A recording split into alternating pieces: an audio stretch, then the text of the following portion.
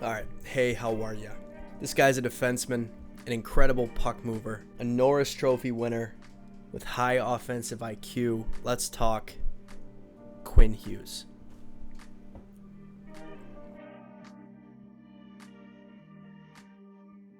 His edge work, balance, speed, power, and footwork allow him to escape trouble all over the ice. This guy is so satisfying to watch. He's a one-man breakout. In this play, watch his left leg cross over and allow him to turn the other way. This here is exactly what I mean when I say escapability.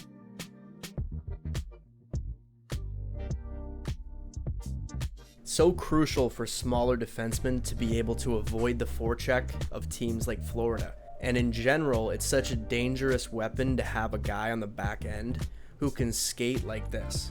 It's what Bobby Orr broke into the league and why he changed the game. It's his ability to skate out of his end and out of trouble. Can stop, turn on a dime, change direction.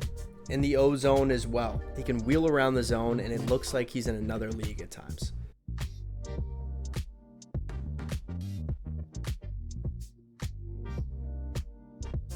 And this leads into his ability to transition from defense to offense. Watch his feet and how he opens his hips in this play. He's more skilled than 80% of forwards in the league, so he's lethal. And the breakout pass is obvious for transitioning out of your own end. He can make cross-zone passes land right on the tape through defenders. It's a serious threat. It's his ability to put it plainly, to get the puck from one end of the ice to the other. And this game versus Nashville in the playoffs is a great example. Down 3-1 with 3 minutes to go. It shows how every single play starts with Quinn Hughes.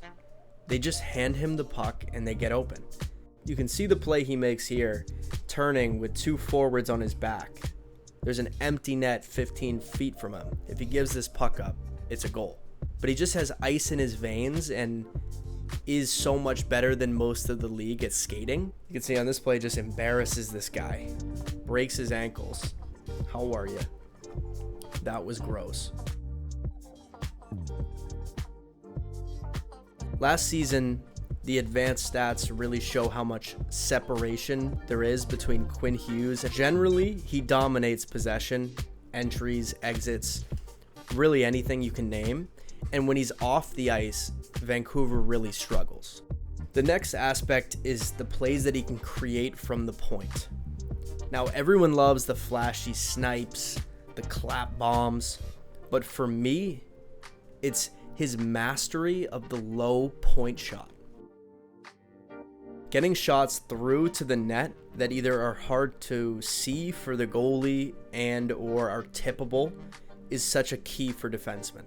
So many young players try to rip the puck as hard and as high as they can or pick a corner, but it's really about simplicity because there's so many things that can go wrong, but if you can get it to the net, so many good things can happen from that.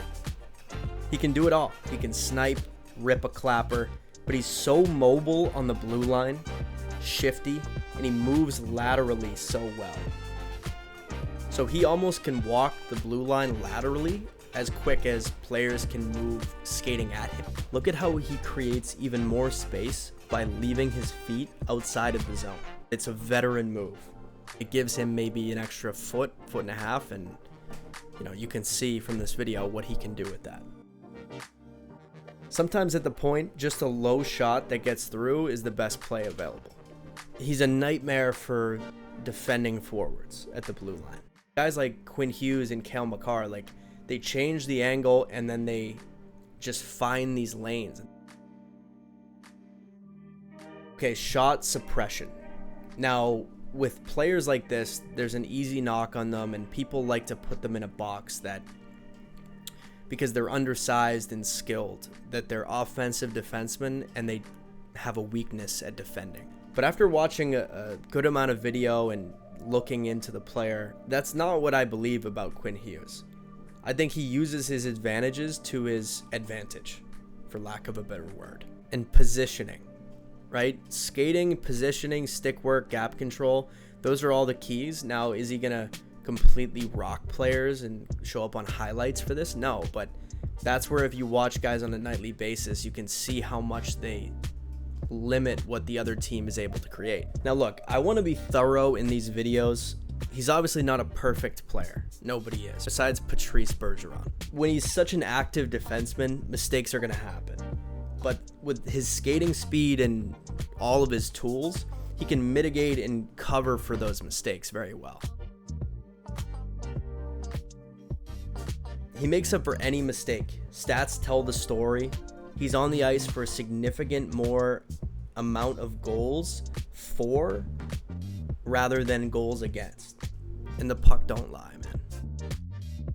With his ability to defend well and move the puck from the defensive zone to the offensive zone, plus his elite puck skills and offensive prowess, he could be the best, or one of the best, defensemen since Bobby Orr. That's gross.